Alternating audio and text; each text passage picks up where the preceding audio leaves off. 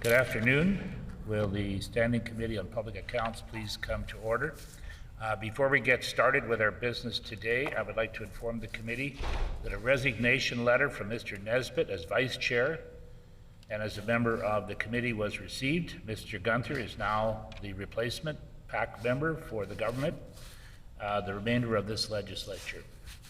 I would also like to inform the committee that a resignation from Mr. Wasulu as a member of the committee was also received. Ms. Laughlin will be the replacement PAC member for the official opposition for the remainder of this legislature. I'd like to thank this opportunity to welcome the new members to the Public Accounts Committee and look forward to working with them in the future. This one here? Okay. I would like to inform the committee that under Rule 104 Sub 2, the following membership substitution has been made for this meeting, and the meeting scheduled for Wednesday, June 7, Mr. Brar for Ms. Naylor. Before the committee can proceed with the business before it, must elect a vice chairperson. Are there any nominations? I would nominate. Mr. East. I would nominate Mr. Martin. Which? Mr. Martin has been nominated. Are there any other nominations? Hearing no other nominations, Mr. Martin is elected vice chairperson.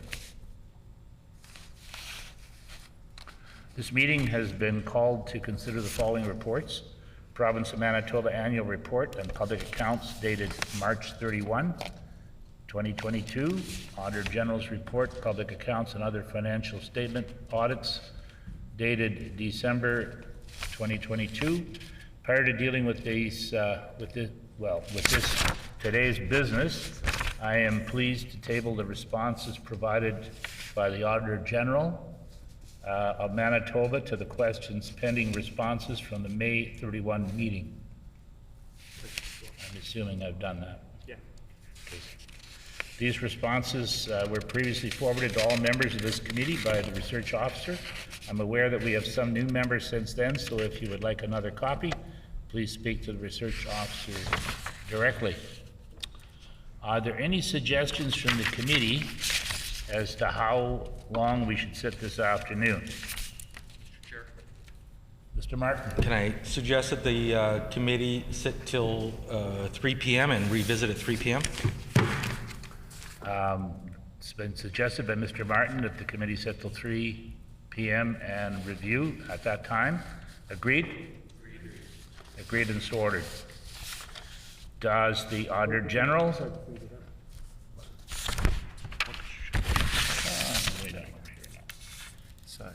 just need to read for the information that we'll request for the committee.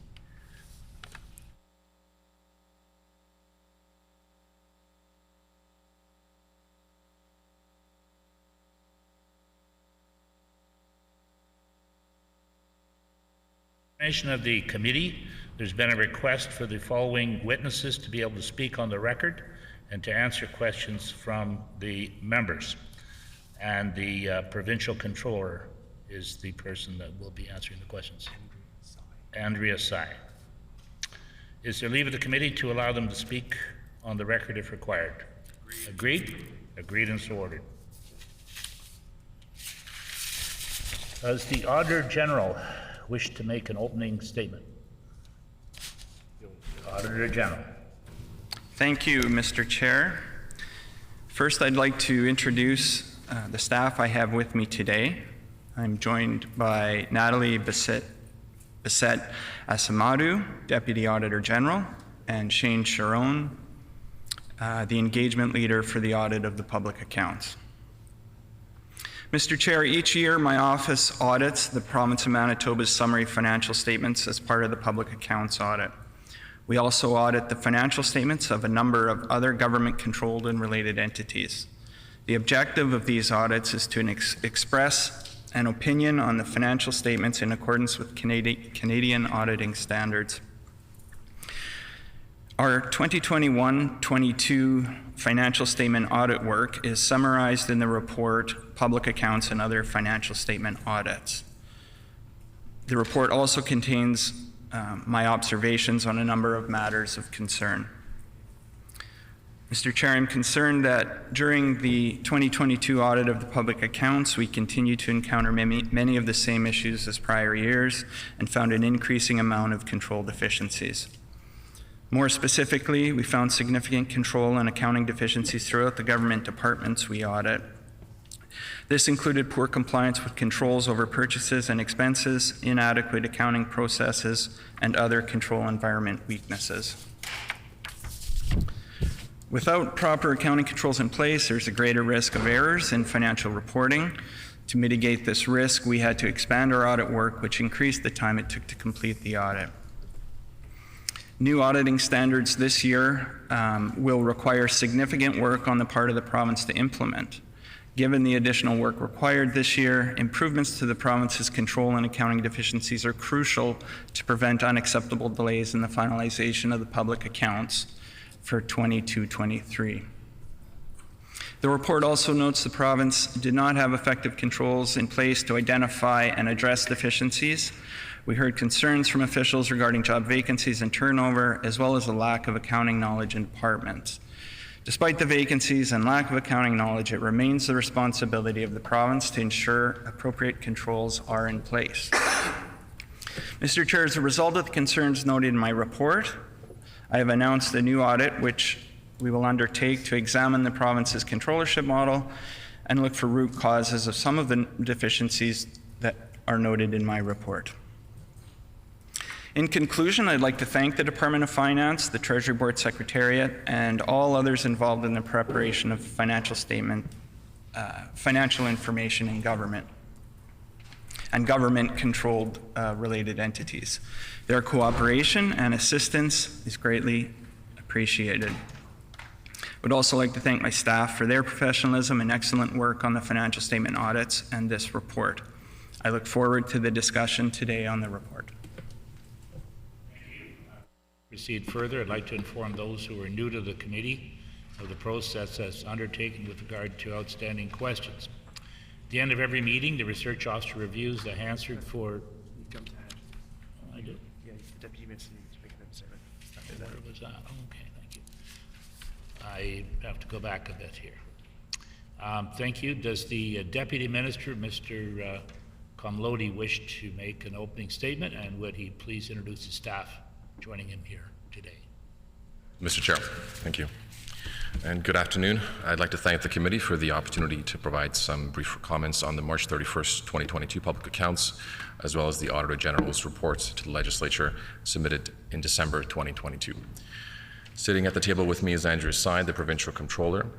Andrea will also be able to respond to questions from the committee members. Also present from the department seated behind me are Deputy Minister Anu Lasoy, the Secretary to Treasury Board, Acting Assistant Deputy Minister and Chief Financial Officer Anne Liebfried, and Acting Executive Director in the Office of the Provincial Controller, Terry McClure. The 2021-22 fiscal year began with Manitoba continuing to tackle the COVID-19 pandemic and the ongoing global economic crisis. Manitoba was focused on the ongoing vaccination program that achieved province-wide delivery of over 30,000 vaccinations per day at its peak, and well over 80% of Manitobans receiving at least one dose of a COVID-19 vaccine. Manitoba also created 2 additional departments that focus on mental health and community wellness and seniors and long-term care. Significant efforts were initiated by government in 2021-22 towards the gradual reopening of broader health care services and to begin addressing the backlog for diagnostic tests and surgeries. During the 2021-22 fiscal year, many regions of the Canadian economy started to reopen as the COVID-19 virus was being managed. In Manitoba, the restart of the economy was managed in progressive phases, with a continued focus on healthcare, delivering supports to vulnerable sectors, and investing in the economy to create jobs. The province's summary financial position, as at March 31st, 2022, was a net loss of $704 million, an improvement of $1.42 billion over the previous year's deficit of $2.124 billion, and an improvement of $893 million over the 2021-22 projected budget deficit of $1.597 billion. Despite ongoing uncertainties and risks, the recovery is due to a substantially longer than expected improvement in a number of economic sectors in Manitoba following the COVID-19 pandemic. Provincial own source revenues were $1 billion higher than the prior year due to a significant increase in personal and corporate income tax remittances. Other provincial taxation revenues increased from the previous years. Federal transfers were higher than budget, reflecting a $145 million one-time Canada Health transfer, new funding for early learning and childcare, and the Agri Recovery Drought Assistance Program. Government business enterprises were $529 million under budget, largely lowered by a net loss of income at Manitoba Hydro, as the severe drought conditions in the summer months of 2021 affected the water levels. Total summary revenues compared to the budget 2021 forecast were $1.269 billion higher than expected. Expenses before debt servicing were $403 million greater than budget, or $55 million below the prior year. A sizable portion of the current year expenditures were driven by COVID-19 related spending, including the public health response and numerous other support programs.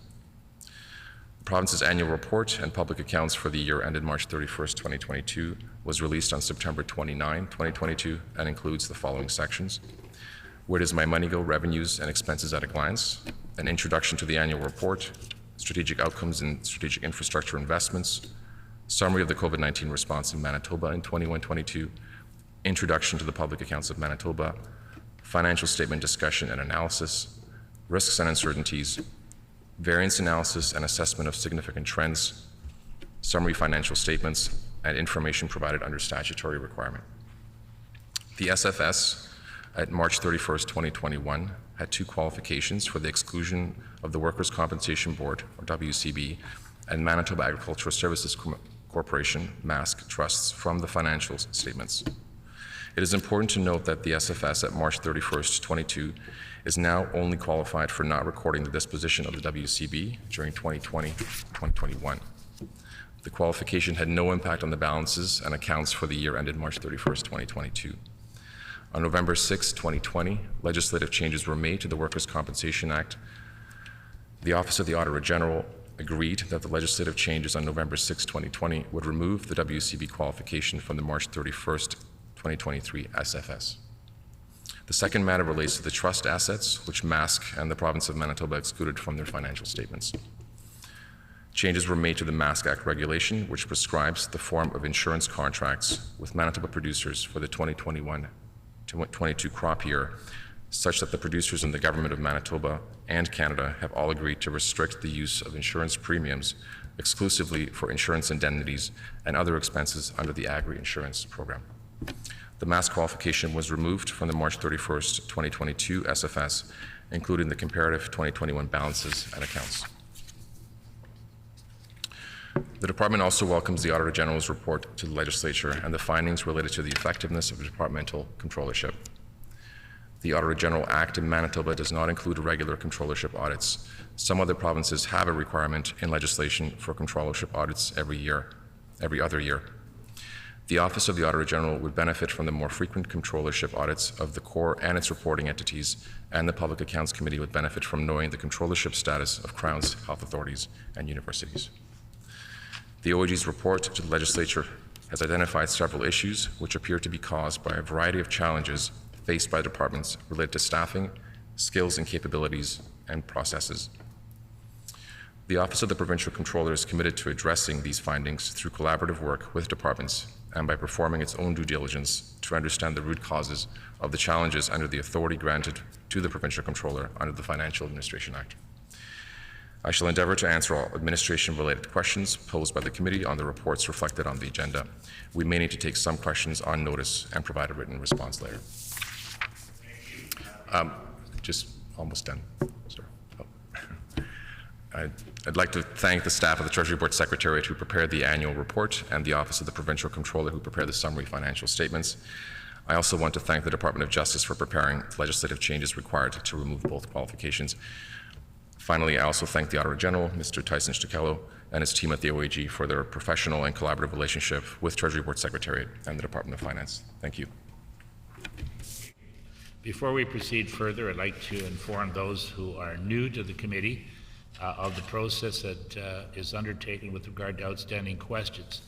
At the end of every meeting, the research officer reviews the answer for any outstanding questions. The witness commits to providing an answer to We'll draft a questions pending response document to send to the Deputy Minister. Upon receipt of the answers to these questions, the research officer then forwards the responses to every PAC member and to every other member recorded as attending that meeting. Before we get into questions, I would like to remind members that questions of an administrative nature are placed to the witnesses, and that policy questions will not be entertained and are better left for another forum. The floor is now open for questions.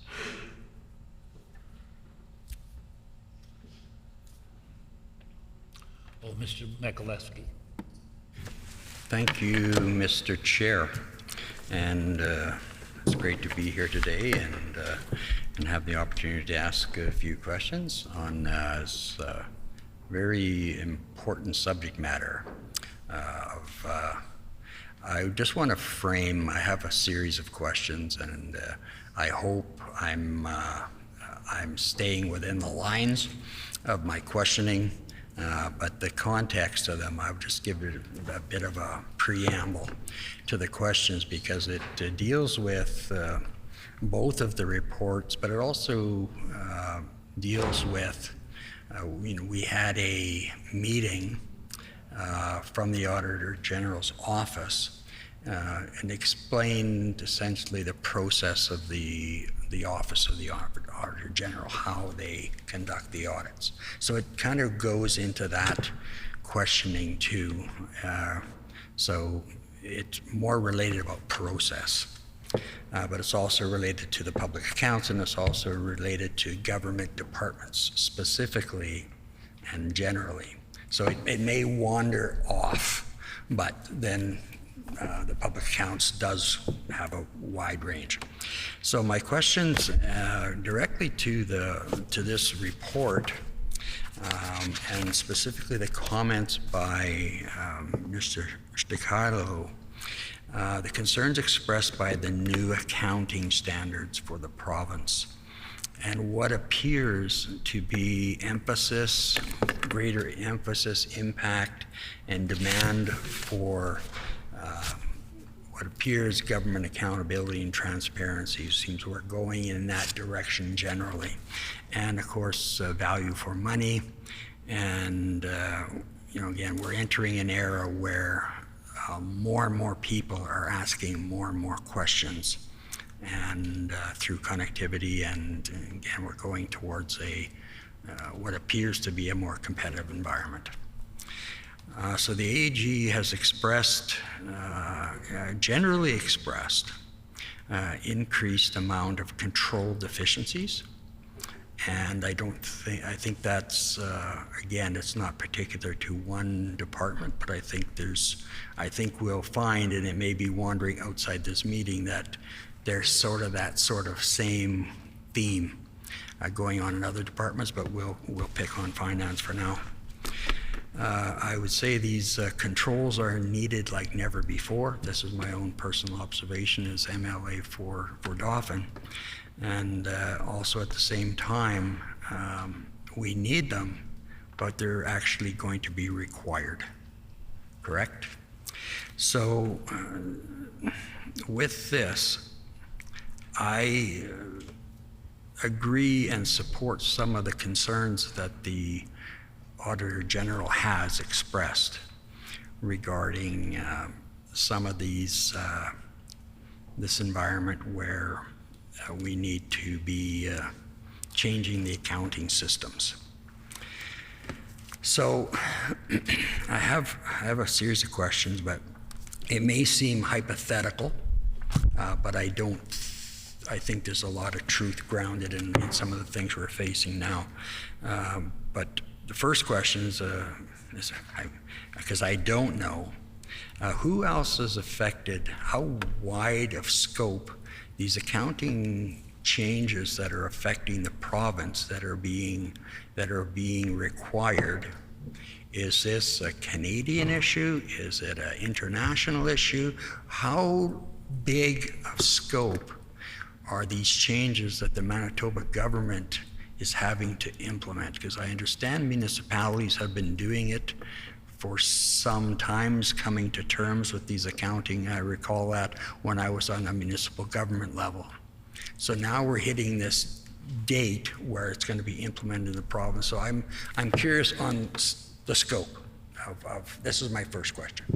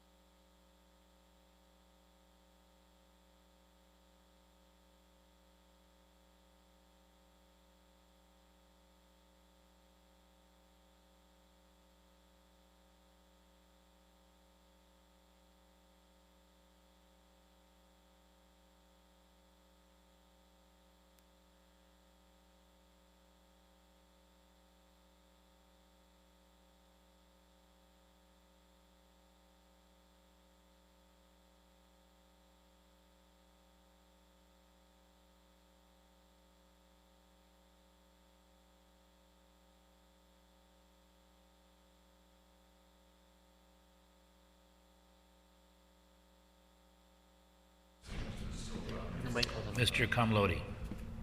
Thank you, Mr. Chair. So just in terms of the scope, maybe I'll start with sort of the origin for the rules, and they are developed by CPA Canada's Public Sector Committee, who effectively oversee the PSAB rules. Under our Financial Administration Act, the provincial level, we are required to be in compliance with PSAB rules. They would also apply to the federal government, to municipalities, effectively the entirety of our summary environment, except for the crowns, which fall under the IFRS standards. So it is a broad scope across the public sector landscape in Canada. Mr. Michalski, I'll recognize you for one more question, and then we go to Mr. Lindsay, and then we will be coming back. Fair enough, Mr. Chair. I'll hopefully have some time to ask some other questions, but just a quick follow-up on this. So just for clarity, you say this is affecting Canada only, or is other areas, and in particular trade partners of Canada, are they doing, or are they experiencing the same sort of change?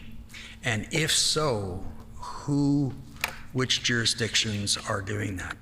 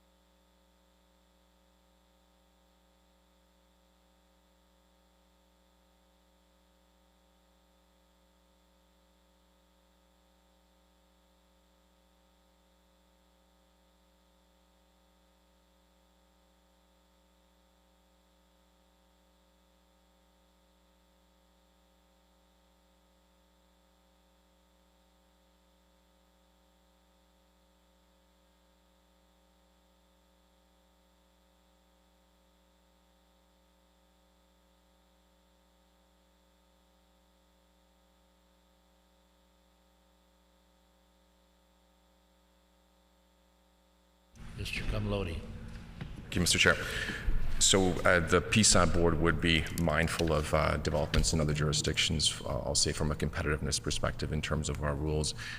When investors are looking at Manitoba as a jurisdiction, it helps to have standards that are effectively in some kind of an alignment with rules of our major trading partners. So from that perspective, in terms of the accountability and the oversight that comes with the PSAB rules and standards as they're implemented across the country are an important consideration for all public sector entities in Canada. Mr. Lindsay.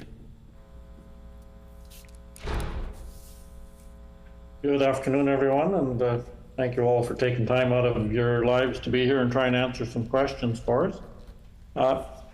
My first question relates to the opening statement that was made about the MASC trust funds and WCB changes that were made. I understand why the legislative changes were made to get rid of the qualification on the audit statement. In the process of doing that now, have we lost the ability to really keep track of how those entities are spending public money, which is the whole point of this Public Accounts Committee and the Auditor General and all the rest of it? So are we losing some oversight of what's happening in those two departments?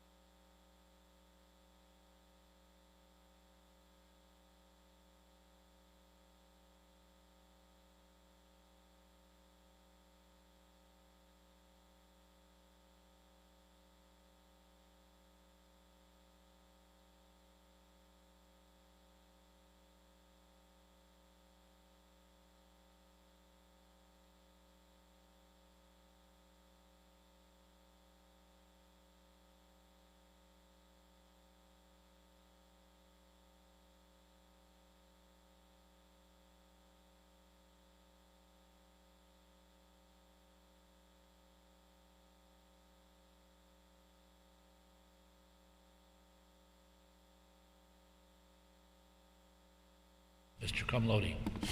Thank you, Mr. Chair. Thank you for the question. So both the WCB and the MASC's financial results would be publicly available. They are audited statements. The OAG as well would have oversight over those. The premiums that are collected in both cases are dedicated, so there is, if you will, legislative statutory certainty around what those expenses are, what those revenues are being used for. So from an oversight perspective, there is existing statutory oversight and financial reporting requirements that are audited. Mr. Lindsay. Yeah, so on that same, so it's publicly available. Does that mean that it comes before the Public Accounts Committee the same as other things do? And in the Department of Health, how do we account for shared health and spending and one thing and the other there? It's not broken out completely. So is there some way that it should be?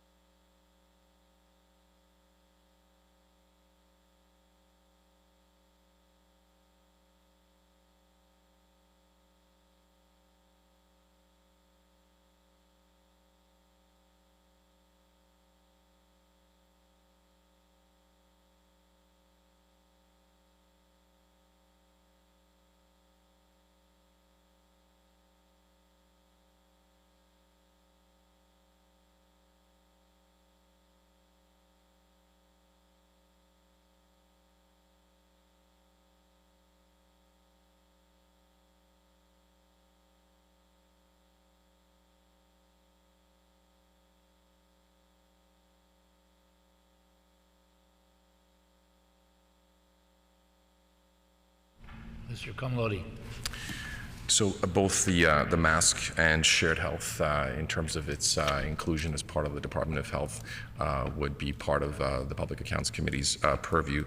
In terms of mask, because it is consolidated into the summary financial statements, is in front of this committee for discussion.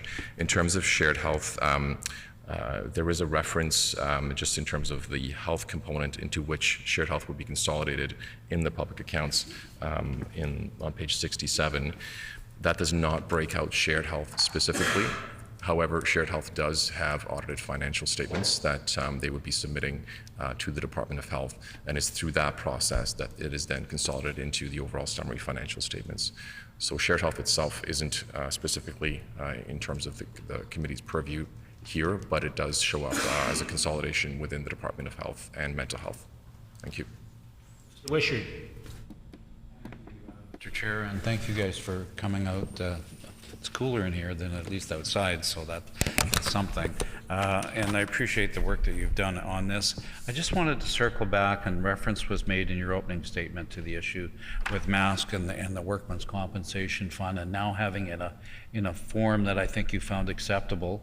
In the case of MASC, that meant the creation of 2 different trust funds, which made us the same as some provinces, but different than a number of others. And I'm sure you're aware there's also matching federal legislation that touches on this. So are you comfortable that we are now consistent with the federal legislation and reasonably consistent with other provinces so that there'll be no additional qualifications in the future on any financial statements?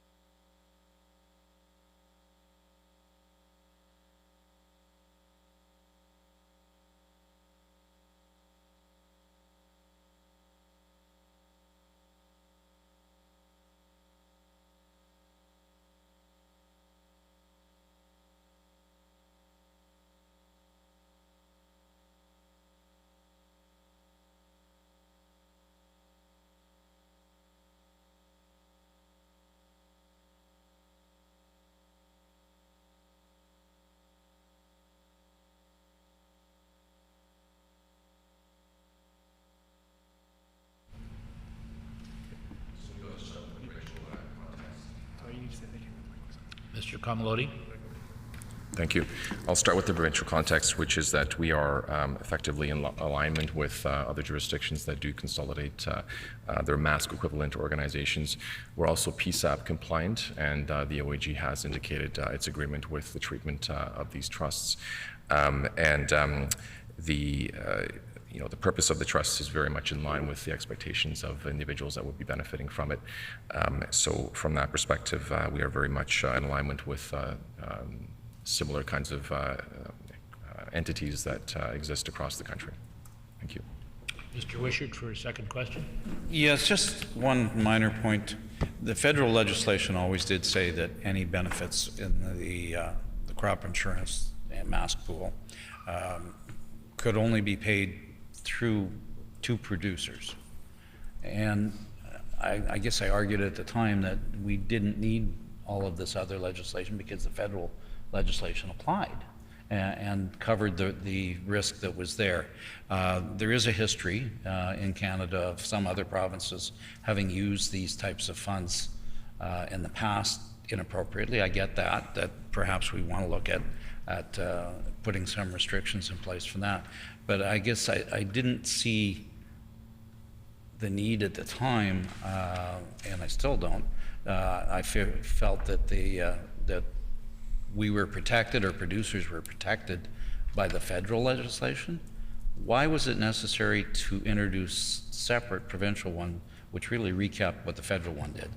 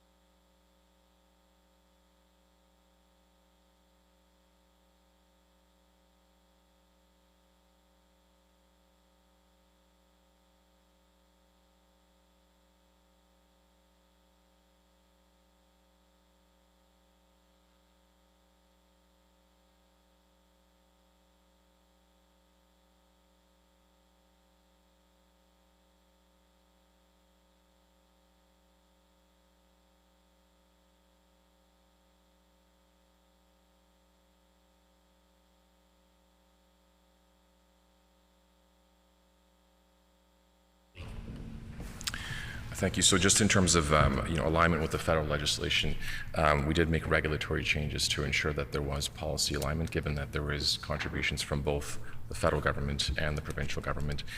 There were consultations and agreement from the federal government in terms of the approach that was taken in Manitoba. So to make sure that there was policy alignment between the two sets of contributors to the trust. Thank you. Mr. Brar. Thank you, Mr. Chair. My question is regarding agriculture. As we all know, we are struggling with labor shortage, and the report mentions about investing $9.2 million through CAP, Ag Action Manitoba program. And the report also talks about 150 jobs being created immediately, and after that, 359 jobs within 3 years. So I'm seeking more clarity on this. Like, has those 150 jobs been already created, and what kind of jobs they were, and what kind of those 359 jobs we are expecting? Because it seems like investment of 9.2 million and about 500 jobs being created. But where we are at in this?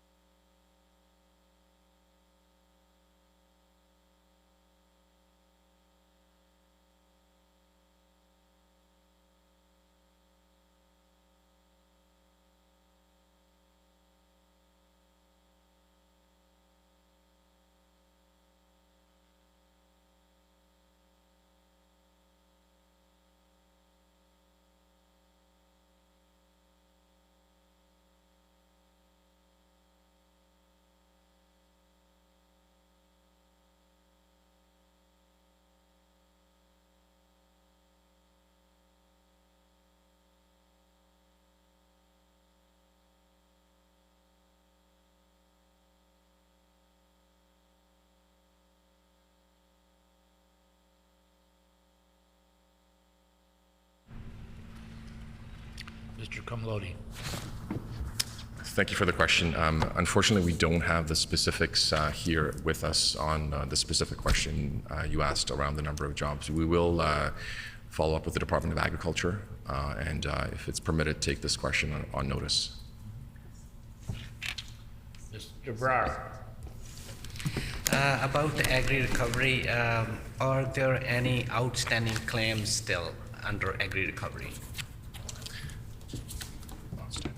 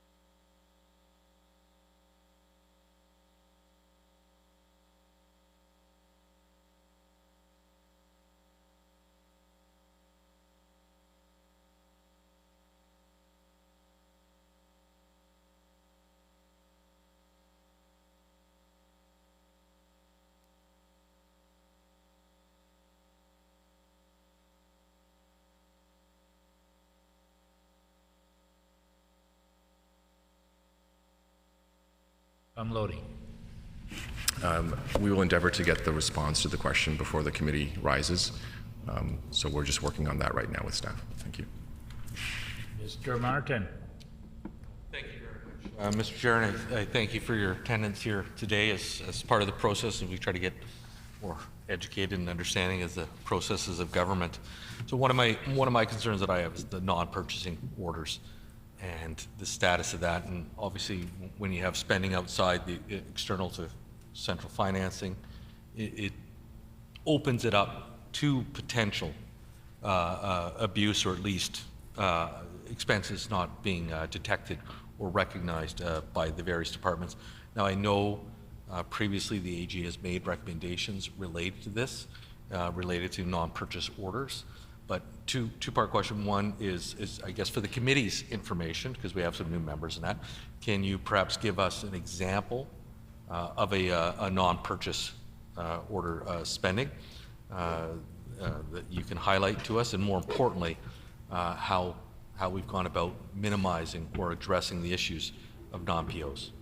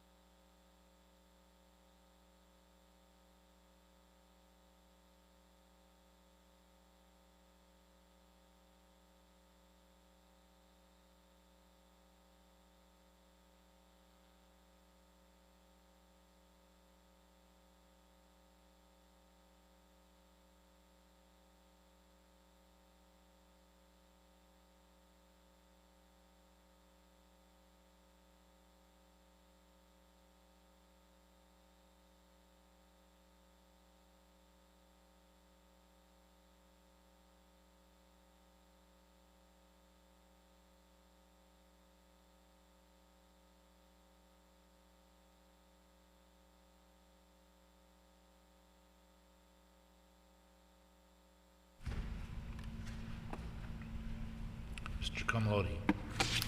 Thank you for the question. And maybe I'll start with the second part in terms of what we've done. So the Office of the Provincial Controller has issued a directive to all departments to stop using non-purchase orders. So effectively, they were outlier purchases that were being used that are no longer permitted. In terms of a specific example, I would refer the question to the Auditor General in terms of the examples that they found as they were conducting their audits. There was a description of NPOs as well in the report to the legislature that was included on page 12. Mr. Martin? Just a point of clarification, do I understand that correspondence was sent to cease the practice of NPOs? And more specifically, how do you determine whether or not that correspondence has been adhered to, or is that up to the Auditor General in a future audit to make that determination, or is that an internalized review that is your responsibility?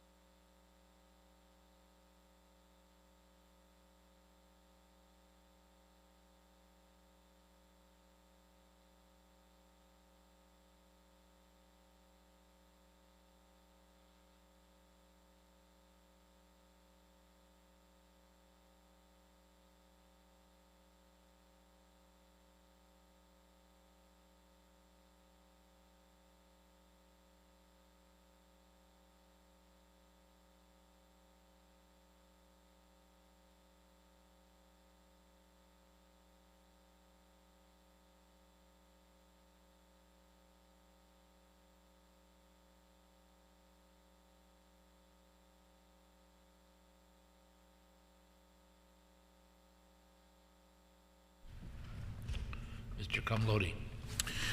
So the direction was issued to the Council of Executive Financial Officers. So these are the EFOs effectively of all the major departments. We do run periodic reporting through SAP. So that's done through the Office of the Provincial Controller.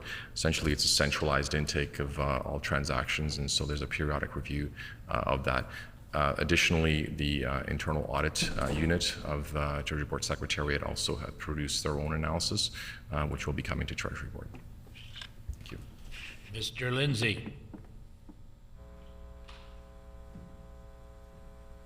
Mr. Chair, so my understanding is right now a lot of the information is manually entered into systems to make sure that everything is accounted for in the consolidation of financial information. I'm going to assume that's rather a complicated process, recognizing there's some 136 different components that all have to get consolidated into the financial information. So again, my understanding is there was an IT capital project that was in the process to select a vendor and implement software that would streamline the process.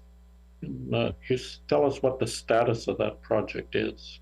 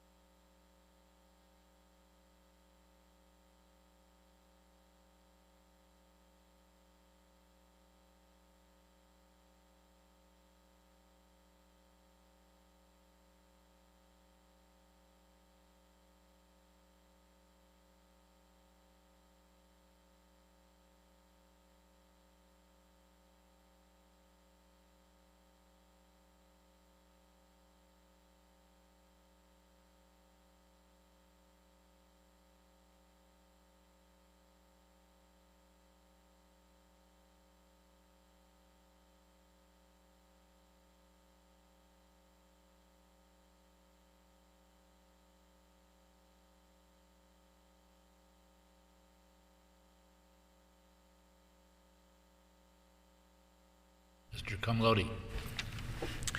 So the system that's being utilized will be the SAP S/4HANA system.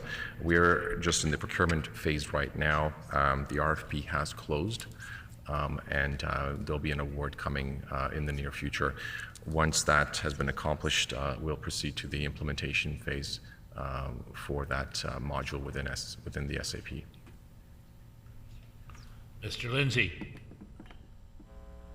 Well, just in follow-up to that then, with the risks of consolidation and the increased risks, because for many reporting entities, errors could cause some serious problems. So what is being done ahead of the next set of public accounting to ensure that those risks are mitigated or identified, and to ensure that any errors are found?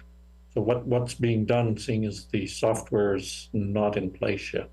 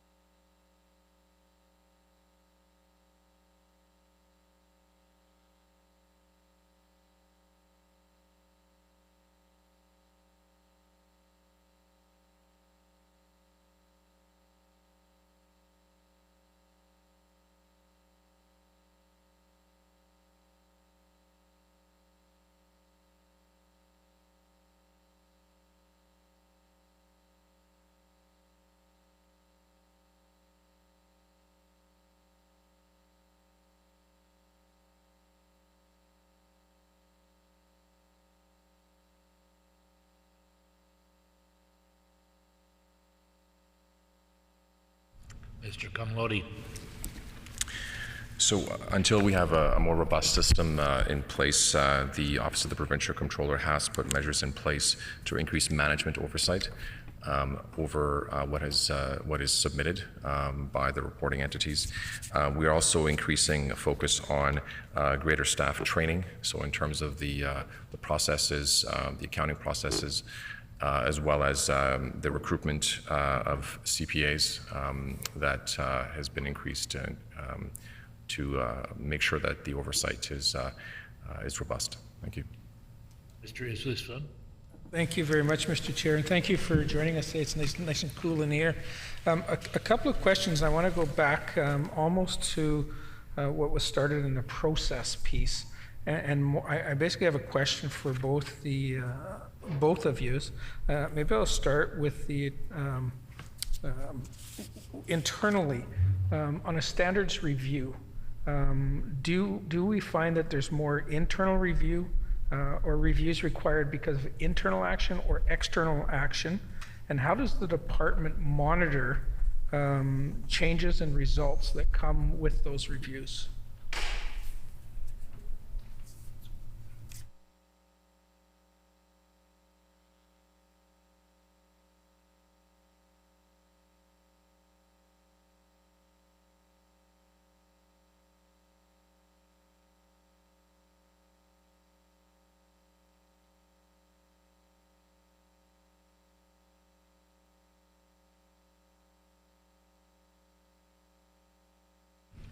Mr. Comlodi. If I could just ask for a clarification, if the members are referencing the accounting standards in terms of, or is it variances that resulting from budget to what is being reported?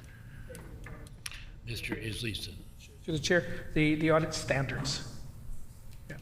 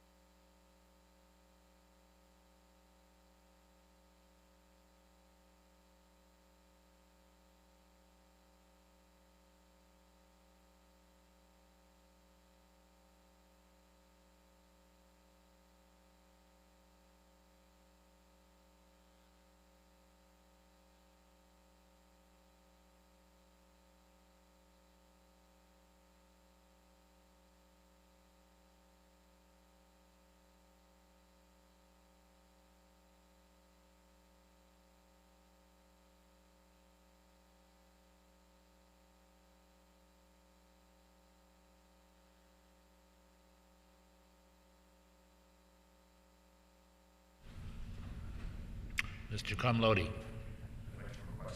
Provincial Controller to respond to the more technical nature of this question. Ms. Sy. Okay, thank you.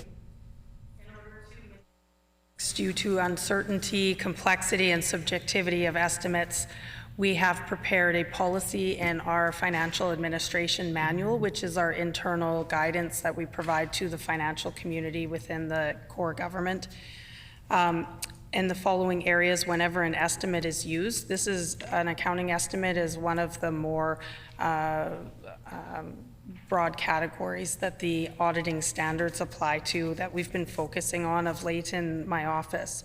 So we've outlined the requirements for departments for documentation of their methodology, support for their assumptions, assessment of the need for the use of experts where applicable, and then a risk-based review of accounting estimates by the Office of the Provincial Controller. So all accounting estimates require documentation that is signed off and certified by the responsible executive financial officer, detailed calculations supporting the value of the estimate signed by the professional who's in a position to verify the estimate, and third-party confirmation of the estimate in the form of reports, statements, and third-party validation. The OPC, the Office of the Provincial Controller, performs a risk-based review for departmental estimates.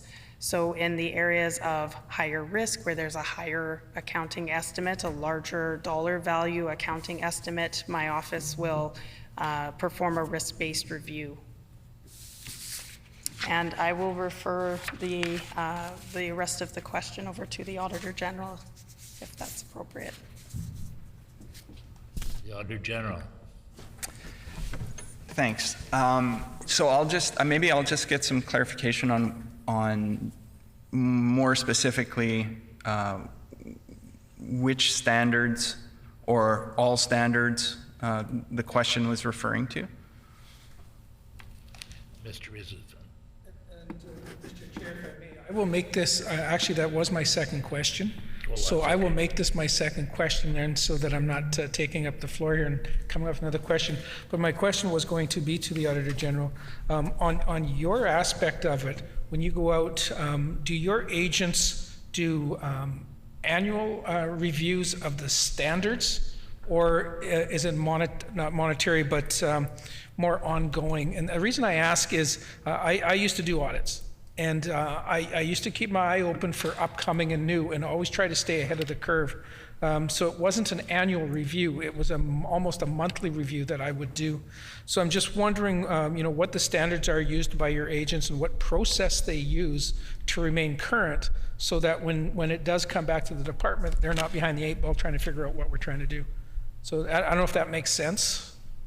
Sure. Auditor General. Yes, thank you. For my office, I think the simple response is it's an ongoing process. If we're talking about or speaking to accounting standards specifically issued by the Public Sector Accounting Board, the process they have for issuing a new standard is, it's not just one day they issue it. It's a long, robust process with consultation with stakeholders, both on the preparer side and the auditor side, including obtaining stakeholder feedback through exposure drafts, statements of positions, etc. So a standard, the process from when a standard, the idea of a standard is first introduced to when it's actually put into place is years. It could be 3 to 4 years. So as CPAs in the office, part of the professional development that is required as a CPA and that we push in the office for our staff is to be aware of upcoming standards and make that part of their learning plan on an annual basis. So when these exposure drafts come out 2 years ahead of when they're actually going to be implemented, we already have gone through a process, both individually and then as a team, to look at the standards and what the implications may be for the office. We also will highlight upcoming standards in our audit plans that we present to the agencies and to the province. For example, this year, so we're already we're already talking about let me get the year right, 2023-24. In our audit results packages that we prepare for agencies, we're highlighting two standards that are going to be in effect for this coming year end. One is a revenue standard on accounting for revenue, and the other is an auditing standard. So it's how we audit, which may have some impact for the clients that will be in effect for the 24-25. So we do have a process both internally and for communicating, if that answers the question. Thanks. Mr. Lamont. Yeah, thank you. Thank you very much for coming today. Yeah, I had a big picture question, I suppose. I know that one of the things that's mentioned in the annual report is a concern about excess, or I guess vulnerability to too much reliance on federal transfers. So I'm just wondering, because that could change in the future, we don't know. I was wondering what steps the department had taken to address that concern, or what.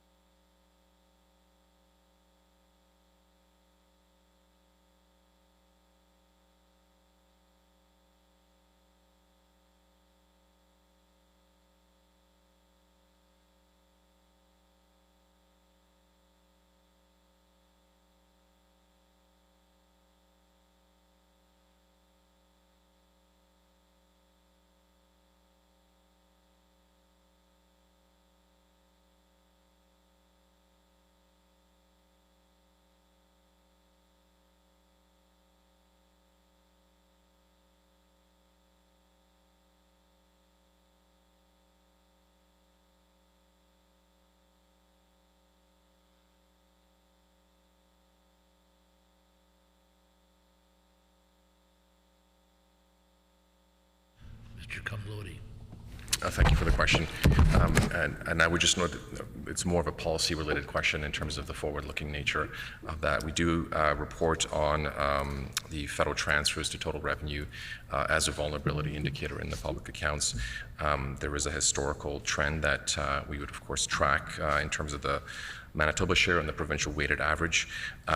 These are statutory programs in terms of them falling under federal legislation. So we do keep track, and we understand, as we have reported, that there are a number of factors that would drive the extent to which provinces receiving equalization growth would be impacted. So very much formula driven, which we have full line of sight into, and we do report on that, of course, in the public accounts as a vulnerability. Thank you. Mr. Lamont. Yeah, and just another question about, it's again, another big picture one about inflation. I know that look, we've seen higher than expected both corporate and personal incomes, which is being reflected in higher revenues. It seems to me that these are all tied together with inflation. So I guess I have two questions related to inflation. One is, are there sectors that have experienced a downturn due to inflation? And the other is,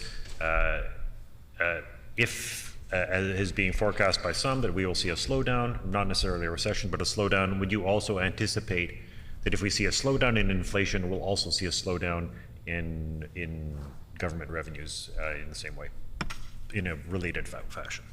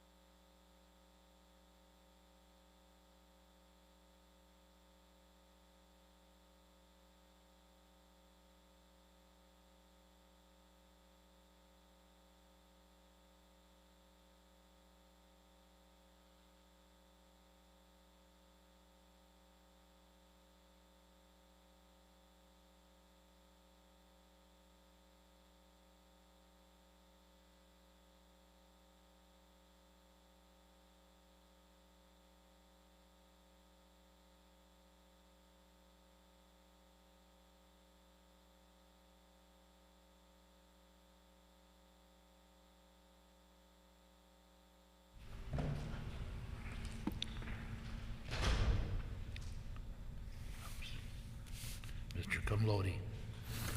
Thank you for the question. So inflation would be one of the factors that impacts, our revenues. I mean, it's a dynamic space in terms of how the economy functions. So to the extent that prices are changing, will lead to different behaviors by different corporate and individual actors. We do report regularly through the Manitoba Bureau of Statistics in terms of our consumer price index, and Manitoba, as a diversified economy, would generally and historically be a lot more resilient. The public accounts, of course, reports on the revenue reporting through the summary environment, so it would be factoring in any of those dynamics that I mentioned would be playing out in the real economy. Thank you. Mr. Brar. Thank you, Mr. Chair. I'm referring to page number 48 in the annual report. There is a table called expense by function, and most of the numbers in two columns that we compare are comparable. But for agriculture, environment, climate and parks, municipal relations, sport, culture and heritage, the numbers jump a bit. Can you just explain that? And also, we are comparing restated and actual. Why not actual and actual? Just trying to understand.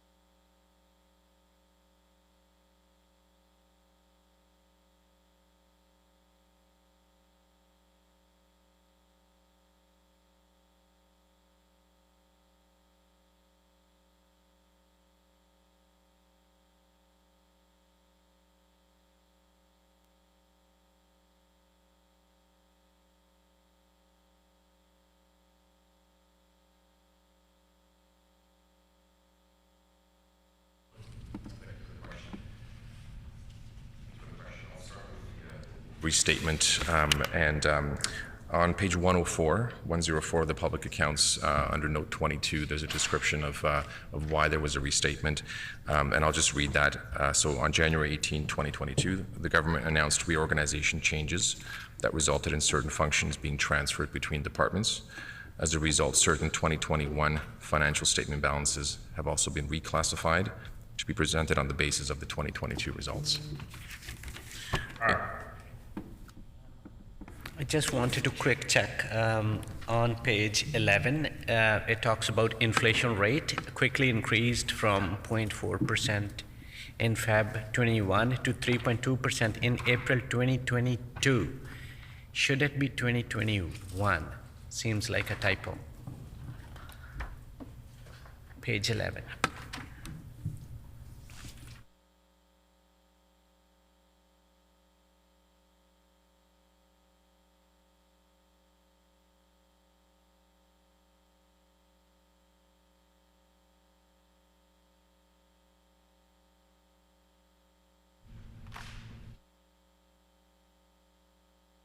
Mr. Gumlody. I understood the member's question correctly. Looking at page 11, at the far right section of the chart there, March 2022 is reported, which would align with effectively the fiscal year to which this public accounts relates. So that would be the reason why we have the March 22 there.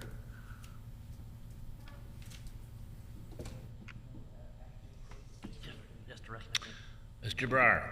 Oh, sorry. So when I look at the graph, it tells me that the inflation quickly increased from 0.4 to 3.2 between February and April 2021. But the report says April 2022.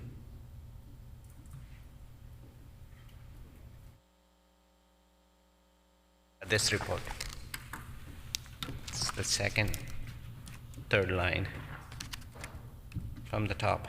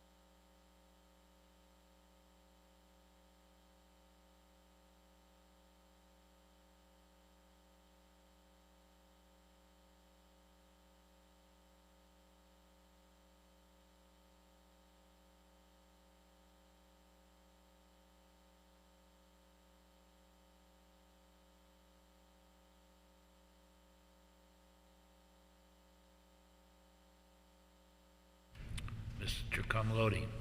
So it appears there is a typo, an error on that page. So the description should say April 2021. Thank you for catching that. Mr. Lindsay.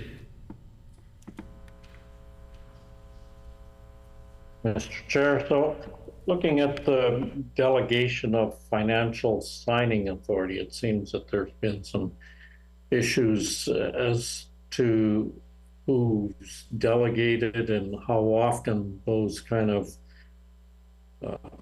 charts are updated. Now, I understand that there was an issue previously, and then again in 2022, 5 of the 6 departments had not updated their charts as required. So the action plan, it talked about training and spot checks that were introduced to try and fix this problem. However, it's still considered unresolved by the OAG, as required approvals were not done in a timely manner after 2022 department reorganization. Training and spot checks, it seems, have not been effective. All of this, of course, is compounded by not the creation or changes in the departments, so that what was in one department is now in a different department, but also due to potentially being compounded by staff shuffling or staff shortages. So could you tell us what additional actions are being taken to address this shortfall that seems to be ongoing with the delegation of financial signing authority?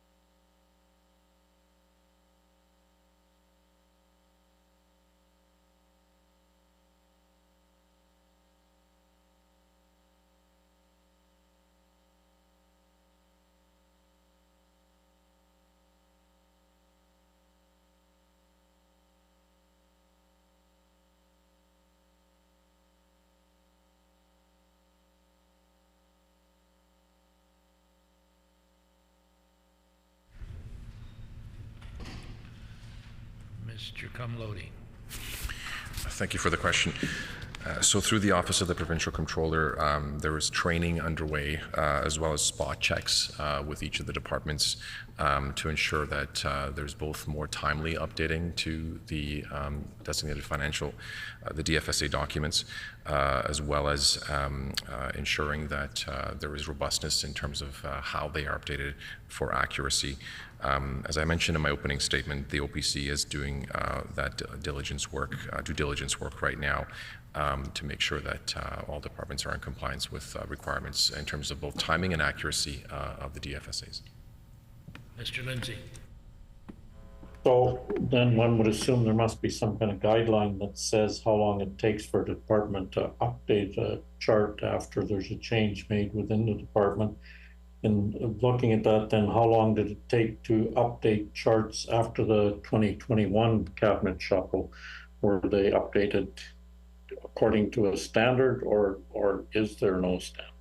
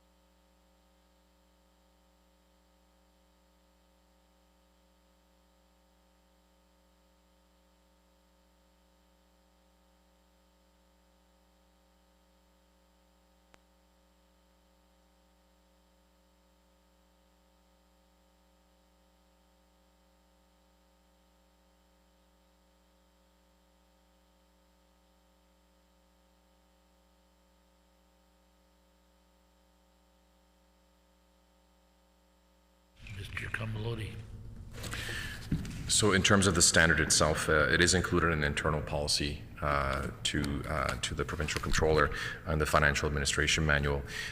In general, the requirement is for the documents to be updated before the next estimates of expenditure is approved. Lestke.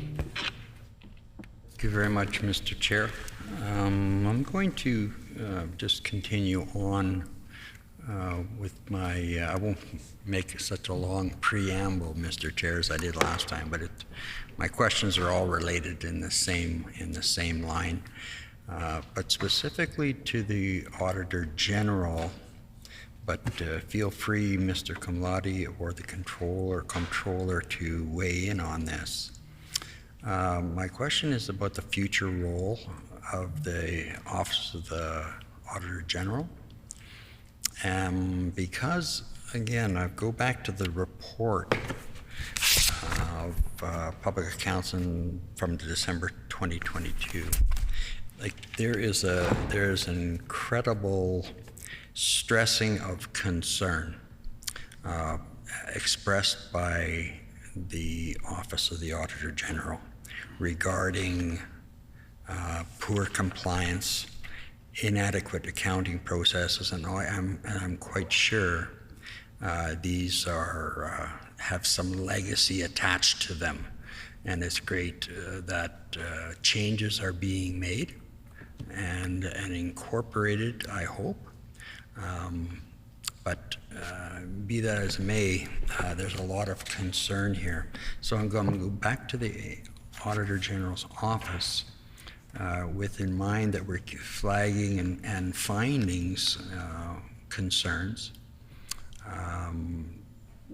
We also have running in the background the shift to a Canadian standard here in Manitoba, and of course we're required to change to this new accounting process. So with all that in mind, so as the fiscal changes and pressure on government expand, I think that's a fair comment to make. I would see there's an increase for more qualifiable and validated spending results, and measurements are needed. So my question for the Auditor General is, how do you intend to specifically conduct and assess performance audits when there is really, I think, a shift in focus based on the accounting changes?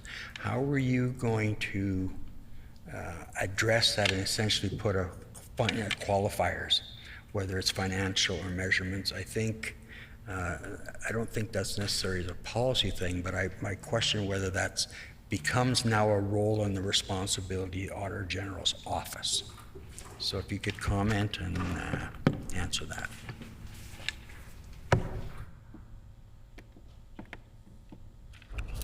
The Auditor General. Thank you. Thanks for the question. With respect to financial statement auditing, these types of shifts, while they may affect the financial results, I don't see as big of impact on how we go about conducting our financial statement audits, because we are auditing against the public sector accounting standards as well as using Canadian auditing standards. However, on the performance audit side, as you mentioned, any of these shifts I would see being captured in the criteria that we use, because each performance audit has a different list of criteria. At the start of the audit, we have an objective. We develop what would be appropriate criteria and have conversations with the department or entity that we're auditing that those are appropriate criteria. So I would see in the performance audit, I would look to that and the shift in the criteria being used to capture any of that. But as far as the financial statement audits, I don't see as big an impact. Mr. Mikuleski. Just one follow-up question. Again, it's cleaner I guess when you're doing just a financial audit, it's financial, and it's very gray subjective when you get into performance. My point, though, is I think the financial aspect of a performance audit is emerging as a bigger and bigger issue that we need to put a number to, a line item to qualify, right? Because if we're looking at, comparing Manitoba to other jurisdictions, then it becomes a very relevant question in terms of how well government is doing. So again, and I think the Office of the Auditor General indirectly inherits a fiscal evaluation or financial evaluation of performance audits. So again, and that's my point. And do you see that, or does finance, like does department, see that as a role that Department of Finance would want to see Auditor General play that sort of qualifying role in the audit? Just again, you understand what I'm saying? Because I think to do a comprehensive audit, it's not reasonable only to assume performance, but that it should have a number attached to it.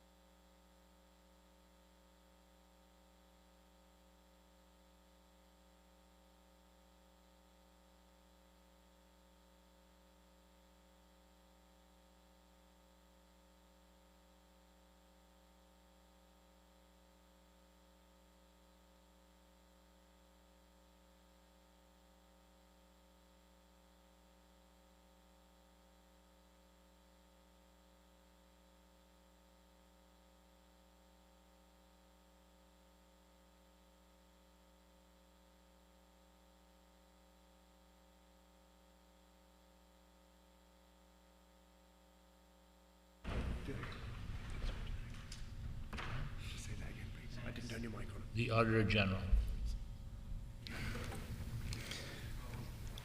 So if I'm understanding correctly, it sounds like some of the things you're describing would be similar to what we see someone in the role of the parliamentary budget officer would do, commenting on budgets and estimates and feasibility type issues. Currently, I see under my mandate, it's more of a historical focus. But so on the financial statement side, it's historical financial accountability, expressing an opinion on them, on the accuracy of the historical financial information. On the performance audit side, that's where we have a little more flexibility. Again, aspects of what you're speaking about could be worked into the criteria, but to dedicate more on the financial side, unless my mandate was specifically expanded, I don't see going in that direction. Mr. Lindsay. Thank you, Mr. Chair. So in answer to my previous question about updating the delegation of financial signing stuff, that it seemed to me that the answer I got was really that it would be updated before the next set of estimates. Seems that would be designed to pass an estimate as opposed to actually update the chart or the signing authority in a real manner so that it's updated ongoing. So, I mean, if somebody leaves the department, somebody else takes over, the chart should be updated within X number of days type of thing, so that you always have the right people doing the right signing. Just doing it once a year in time to say you've met the audit requirement seems somehow to be somewhat deficient. Am I misinterpreting what the answer was, or does there need to be something more done there?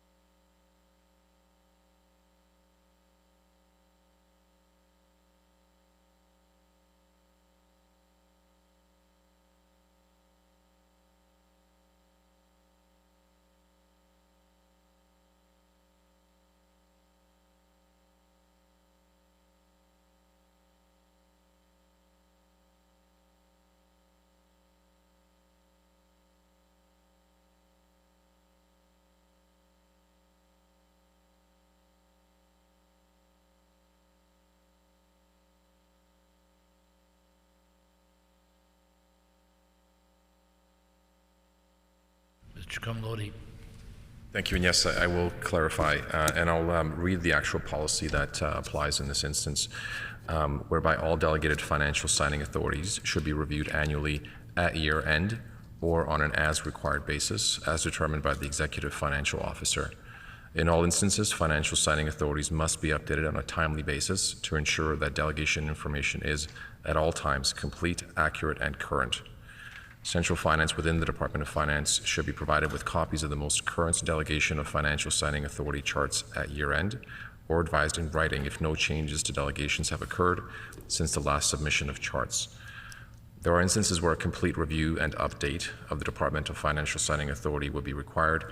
For example, the appointment of a new minister, a reorganization that affects the department, and any change to an act which affects the delegations. Thank you. Lindsay.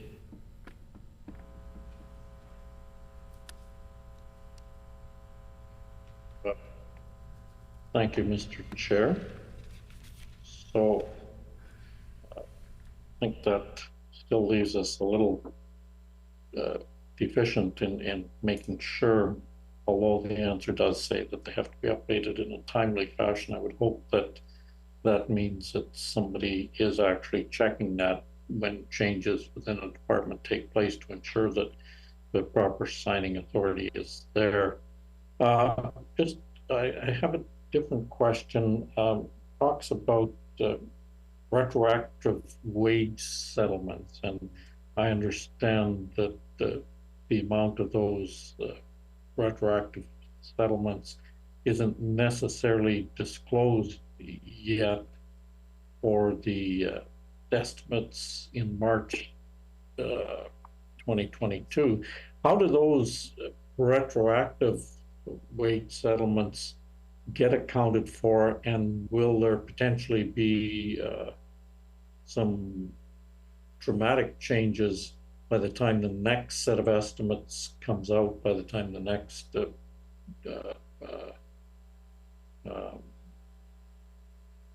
whole budgetary process takes place?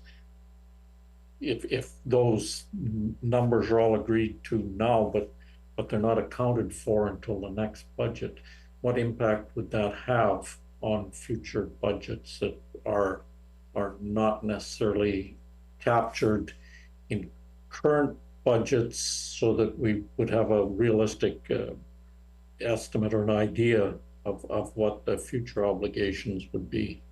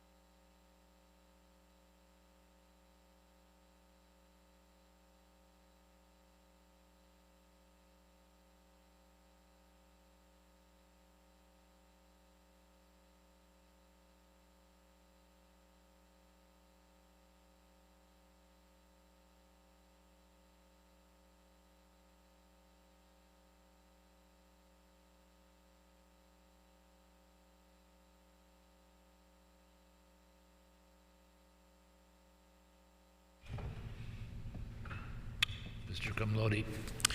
So I'll just maybe split that into two components. One is from a budgeting perspective, it is built in as a contingency in terms of the expectation for the coming year. From a public accounts perspective, effectively, retroactively, just would be accrued for each of the impacted departments. Mr. Lamont. Yes, thank you very much. I had a couple of questions about, let me just check and see where it is. It's the expense analysis, page 47, 48. There were a couple of it seemed to be very significant reductions, both in finance. Finance was apparently reduced by, is it $306 million, if I'm correct? And do correct me if I'm wrong. And that municipal relations expenses decreased by $357 million. So if you could can you just expand on the details of those reductions, and how is it that finance and municipal affairs each handled that reduction, and what did that reduction consist of in a bit more detail than the numbers we've got there.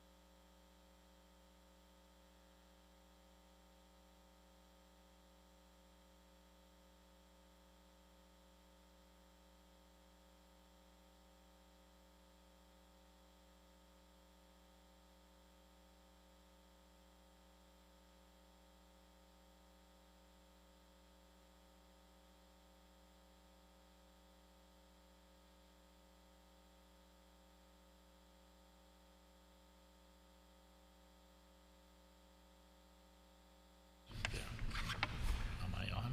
Yep. Okay, so just a reminder to members of the committee that all committee members that questions should be put through the chair. And we're approaching 3 o'clock. As previously agreed, we should revisit as how long we should sit. Are there any suggestions? Mr. Martin? Mr. Chair, can I make the suggestion that the committee continue to serve to allow myself, Mr. Mikuleski, and I believe Mr. Lamont had an additional question. So allow those 3 questions to be heard, and then at that time, the committee rise. Yeah, so it's been suggested that we allow the questioners who are on the list at the moment to finish their questions, and then we decide whether we're going to pass the report or not. Mr. Lindsay. I would suggest 3:45, Mr. Chair. We need to deal with the first one. So the original request is agreed to by the committee for the original request because we need to get that out of the way.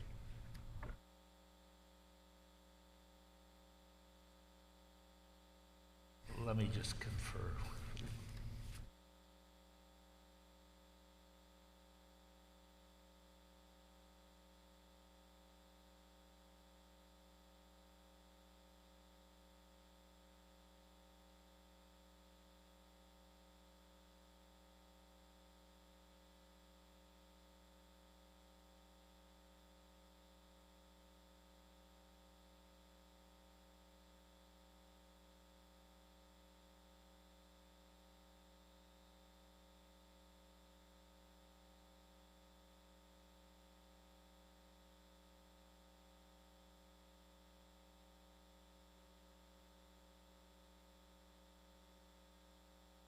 So the original suggestion was not unanimous, so will somebody say no to that?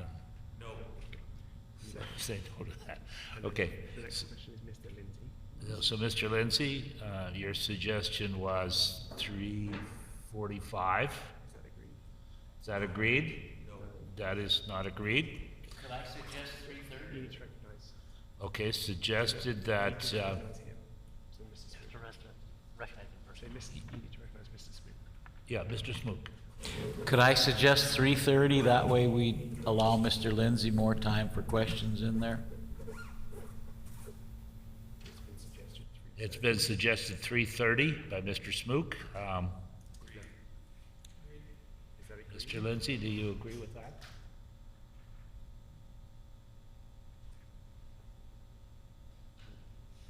Sorry, Mr. Lindsay, could you repeat that, please? So, Yeah, Mr. Lindsay, could you repeat that, please? so Mr. Lindsay, could you repeat that, please? I'd suggest then that we revisit it at 3:30 to ensure that we've concluded the business that needs to be done. Okay, so can we agree then that we will revisit at 3:30? Agreed.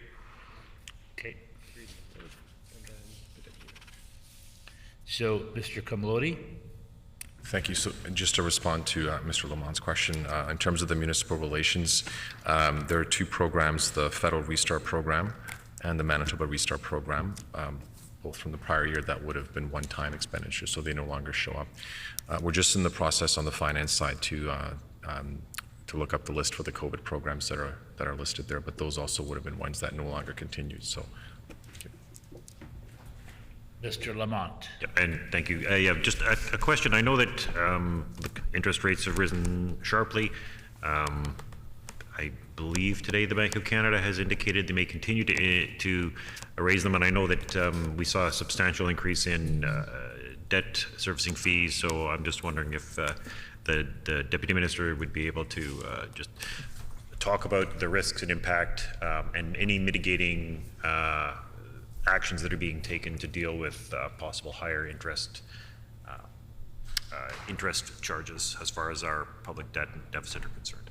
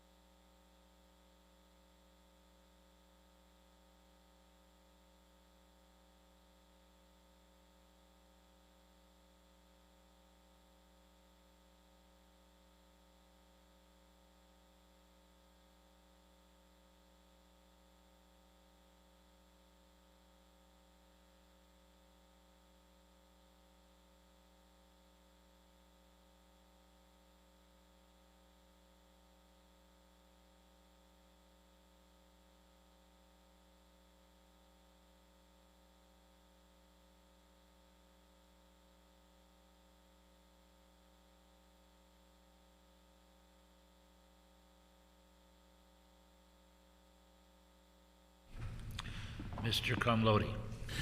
Thank you. So in terms of tracking the information that is part of our regular reporting through the Manitoba Bureau of Statistics, that would inform obviously our planning, both in year and looking forward as we build budgets. In terms of the fiscal sensitivities, there is analysis that we include in the public accounts. On page 43, for example, where we do list, the increase of interest rates and what that would mean for the portion of our debt that's exposed to refinancing. So in terms of what was included on page 43, a 1 percentage point increase in interest rates would be an estimated annual fiscal impact of about $35 million. Mr. Lindsay. Thank you, Mr. Chair. So, started with some stuff that took place during the pandemic where people were working from home and they needed to find a new way to make sure things were approved. So there was electronic approval processes put in place at that time. The AG had previously recommended that there needs to be more clear guidelines for how that works.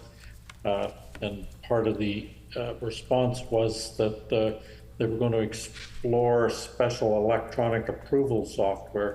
So could you update us on just what the status of that particular work is as far as the electronic approval software, and are there in the meantime more clear guidelines?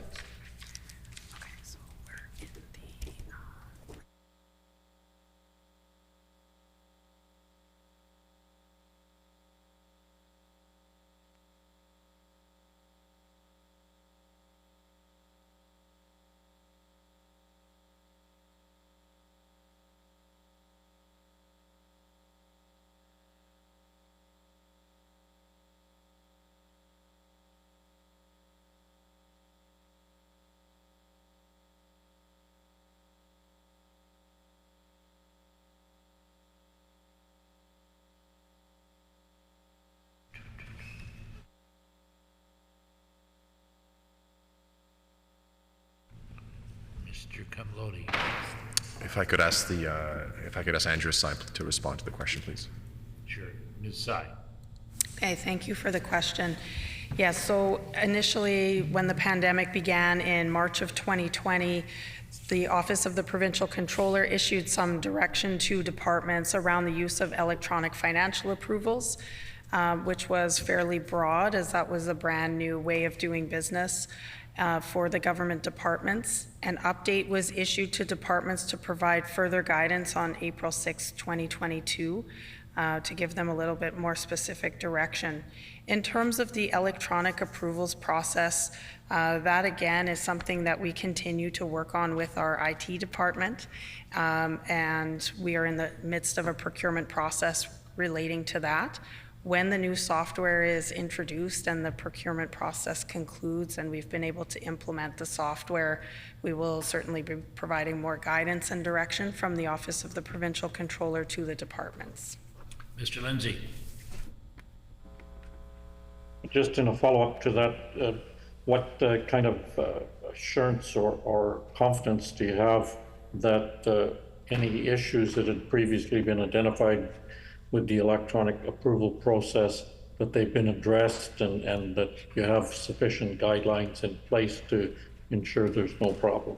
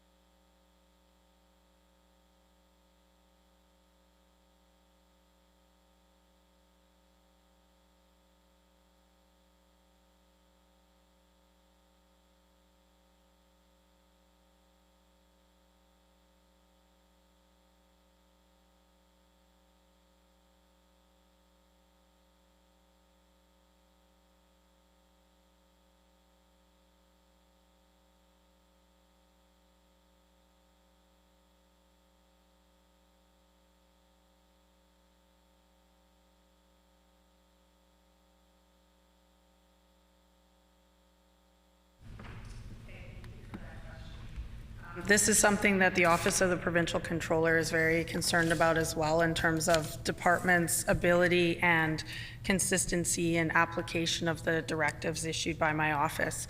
So we have taken this directive that was issued in April of 2022 forward to our Council of Executive Financial Officers. We've had some robust discussion with those executives. We've provided training to them on the expectations as to what is an acceptable use for digital signatures, and made it known that the expectation is with management of the departments as far as their direct oversight within their departments. The Office of the Provincial Controller is also involved in spot checking and monitoring of their application and of the directive. Mr. Mikulášky. Mr. Chair, and I want to thank the members for being here today and answering our questions. They've been doing a great job. My last question is directed towards the Deputy Minister. And again, it's framed very much the same way as my other questions are. There's running in the background, there's a shift towards a Canadian standard and compliance. Manitobans are required to change their accounting standards, and all this is happening at a time of change and concern, where the Auditor General is flagging genuine concern. And of course, that has long-term impact.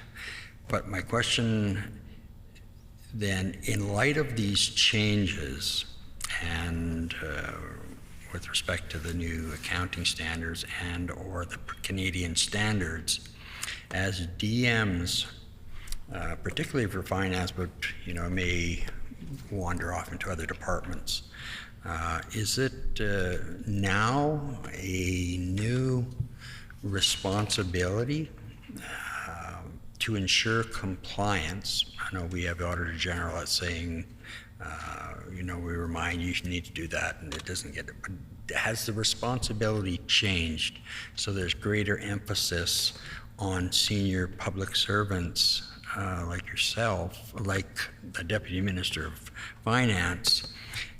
Does the responsibility and liabilities change with these new Canadian and Manitoba standards? And has it changed? And has it changed from the Deputy Minister on down through the departments to supervisors, managers, regional? I'm just, has any of that changed because of these new accounting practices and standards?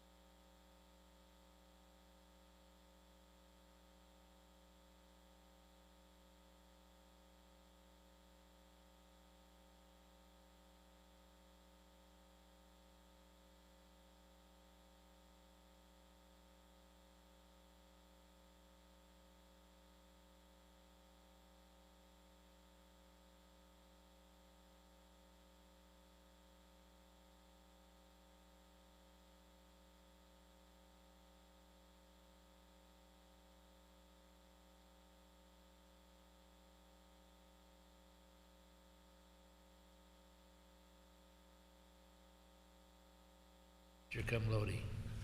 Thank you for the question, and certainly the environment has become more complex. There are standards that have evolved.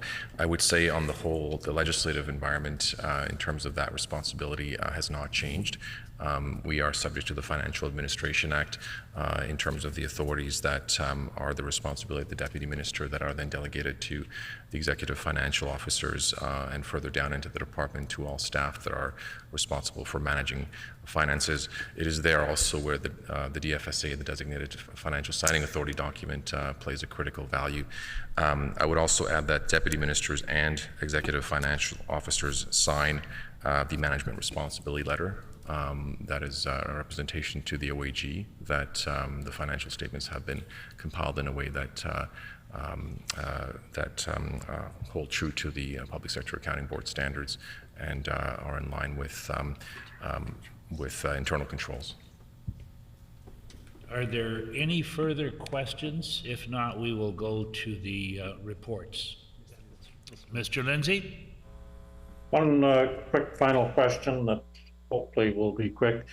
So the control environment, I understand that the province uses a decentralized controllership model where every department then officials are accountable for their own departments. And I understand in past audits there's been poor accountability and control by the departments, significant control deficiencies, insufficient support, and some of the explanations that have been given were lack of resources due to increasing vacancies and unfilled positions due to turnover, deficiency in accounting knowledge and related competencies, again, because of the turnover and new folks showing up. So can someone tell us what exactly has been done to address those issues and what controls are in place to ensure that the proper controls are being addressed?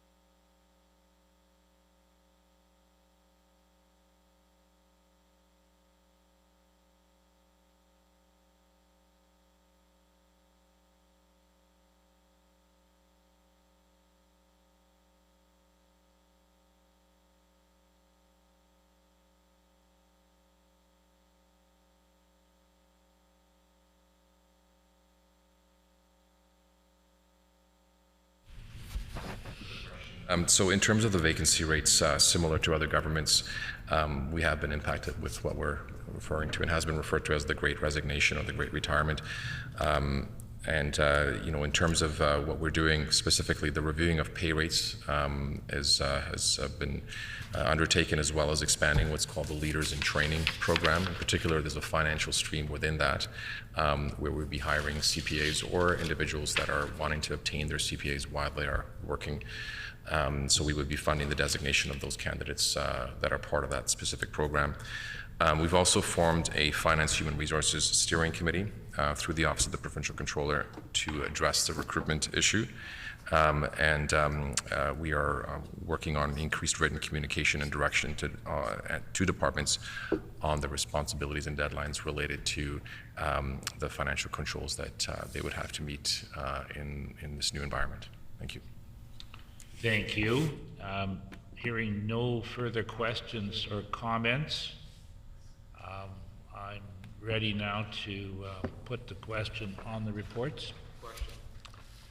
Shall the Province of Manitoba Annual Report and Public Accounts dated March 31, 2022 pass?